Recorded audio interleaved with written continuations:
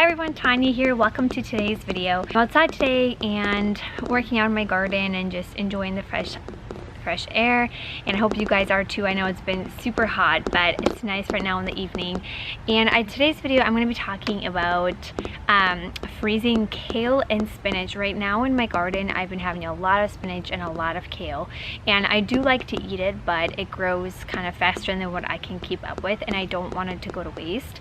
So maybe this is like pretty self-explanatory, but I know I had to research this because I never really thought about freezing kale and spinach before until I started growing my own food. So maybe you're in the same boat, and so I thought I would share with you super easy, literally like I said, it's a pretty easy process, but this is just what I do personally, and I just thought I would share that with you guys for this week's video. I hope you guys enjoy, just a quick little one.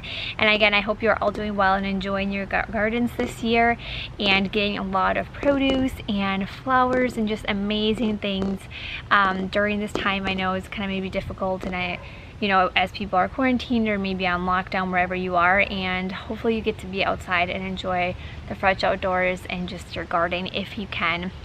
And if you like seeing these kind of videos, definitely subscribe to my channel. But I want to say, if you like this kale and spinach video, definitely subscribe also, because I'm hoping to do next week's video sharing with you 3 recipes that have to do with kale, because I think sometimes people just think like, oh, kale in a salad or something, and maybe you don't want to eat kale in a salad or you don't like the taste of kale, but it has really great benefits. So definitely subscribe.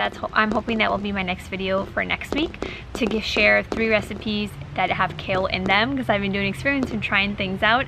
So if you'd like to see that as well, definitely another reason to subscribe so that you don't miss that video next week, as well as others. Otherwise, let's get into this video, and I'm going to show you guys how I freeze kale and spinach. So here I am in my garden. Here's my kale, so beautiful, and here's my spinach. As you see, it's already started going to seed. So I still want to preserve some of these leaves, and even just some of these little ones. And I think I'm going to plant some new spinach, so I'm going to take these out. But as you can see, this is kind of the condition it's in. But I'm going to pick some spinach and also some kale, and I'll show you how easy it is to preserve them and freeze them. So I started with just picking the kale. I kind of go from the outside, because as it grows from the in part, like inside of it, so I just kind of pick the outside leaves because they're the bigger ones. Yeah, and I just take off whichever ones I wanted to freeze.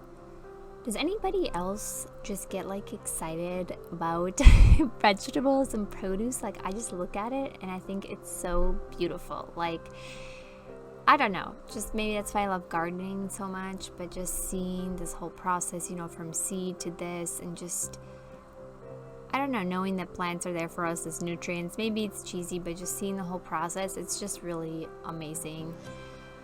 And then as you can see here, the spinach, I did end up just like taking them out, and I will let you know that before, you know, this plant is done now, I kind of picked off the leaves, but this spinach I've had going since end of March or April, I believe. So I've been getting so much spinach out of this. I use spinach in the mornings for my breakfast, you know, for salads, smoothies. So this plant has really given me a lot just from that one plant, and I think I have 4 spinach plants.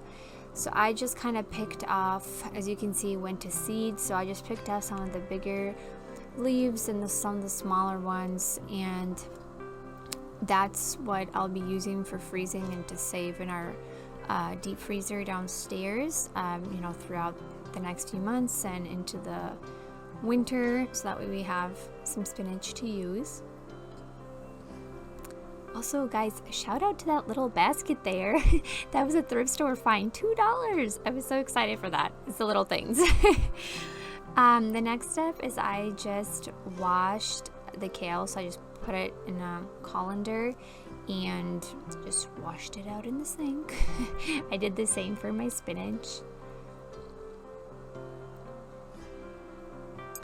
And then basically there's not really a super science to it, but just kind of pull it off the stem, and I put it I just kind of rip it off into pieces, so kind of just as it comes off the stem. And you can just put them whole leaves like that as well. But I like just tearing mine off so it's ready to go when I need to use it, you know, for my recipes. And so I just put it like this in pieces, and I lay it out just to kind of get everything done. You can lay it out on a baking sheet. I'll show you kind of two different methods. You can lay it out and then freeze it if you want to do it that way. Or I'll show you the other method, which you guys know me, I like to simplify things. I just like that method better, but this is an option you can do. Some people, when I was researching, they can say like, oh, it doesn't stick as much or clump together, but I found that even with the second method that I'll show you, I don't have any problems with it clumping together and, you know, like getting blobby or anything like that. It works just fine. So you could freeze it like this first as the pieces are separated.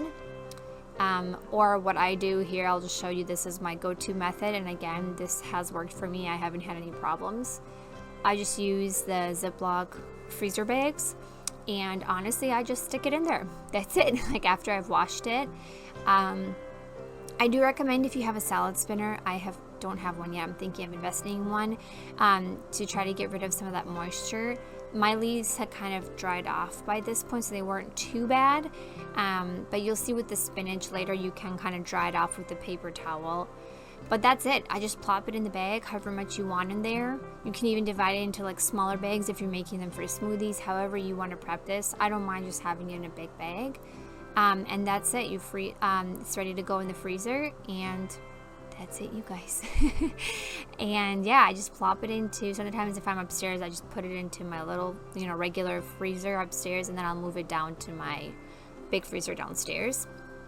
And then for the spinach, as you see here, the leaves are pretty big, so you can, again, freeze them individually like that. I like to rip mine up. Again, it depends on the size of your spinach. If you're picking it when it's really small and freezing it, mine got kind of big. I do the same exact thing pretty much. I just rip it up into the whatever size I want, and then I put it into the freezer Ziploc bags. And again, I haven't had any problems with it, you know, like freezing to a big clump or anything like that. It's worked really well for us. So from my personal experience, I would say this really easy method has worked. So I recommend trying it out for you if you'd like. But you'll notice here for the spinach, I think the textures is different, so it kind of affects how the moisture lays compared to the kale. So I did kind of dab it a little bit with the paper towel. You could obviously have done this before you put it in the bag. I forgot. Or again, if you have a salad spinner, that makes it easier. But again, I don't have one yet. So, and even if there is some water, it's not the end of the world. It's going to be just fine.